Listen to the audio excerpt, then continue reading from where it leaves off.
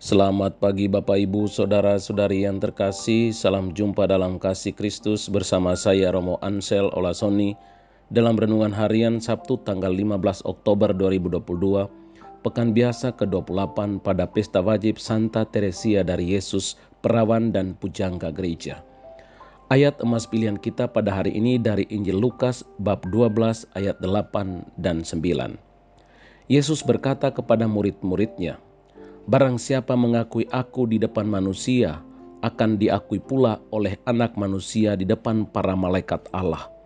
Tetapi barang siapa menyangkal aku di depan manusia, ia akan disangkal pula di depan para malaikat Allah." Tugas kita semua sebagai pengikut Kristus adalah mengaku Yesus sebagai Tuhan dan Juru Selamat kita dalam tutur kata dan cara hidup kita. Sebuah tanggung jawab yang berat di tengah zaman yang penuh dengan tawaran dari berbagai aliran dan konsep-konsep duniawi. Kita ditantang untuk tetap beriman dan mengakui Dia sebagai Tuhan yang telah menebus kita dengan darah-Nya. Mengakui Yesus sebagai Tuhan berarti menyelaraskan apa yang kita hidupi dengan cara hidup Yesus. Memang hal ini tidaklah mudah, namun kita harus berjuang, karena dengan cara itu kita selamat. Namun kita juga membutuhkan campur tangan Tuhan karena kita sendiri tidak sanggup.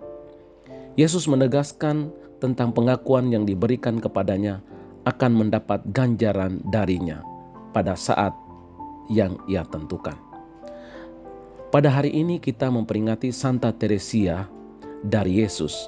Santa Teresia dari Yesus yang kita rayakan peringatannya pada hari ini adalah salah satu tokoh besar dalam gereja yang mengajarkan jalan-jalan menuju kesempurnaan atau persatuan mistik dengan Tuhan.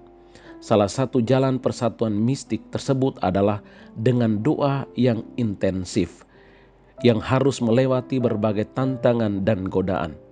Dibutuhkan ketekunan, kesabaran, dan cinta yang besar untuk dapat melewati banyak tantangan dalam membangun persatuan dengan Tuhan lewat doa. Lebih dari itu, kepasrahan total kepada penyelenggaraan Tuhan menjadi poin penting yang harus ditekankan. Itulah sebabnya Santa Teresia berseru, "Solo Dios basta," yang artinya Tuhan saja cukup. Penyerahan dan kepasrahan diri yang total lahir dari iman dan kepercayaan yang mendalam bahwa Allah Bapa adalah sahabat yang tidak akan meninggalkan kekasihnya yang terus-menerus datang berseru kepadanya. Untuk itu, kita cek diri kita. Sejauh mana kita mengandalkan Tuhan sebagai sumber kekuatan dan orientasi dalam hidup kita selama ini? Sejauh mana kita bertekun dalam doa-doa kita? Bacalah Injil hari ini, temukan ayat emasmu dan sharingkan kepada sesamamu. Salam tariring doa dan berkat dari Romo Ansel, dalam nama Bapa dan Putra dan Roh Kudus. Amin.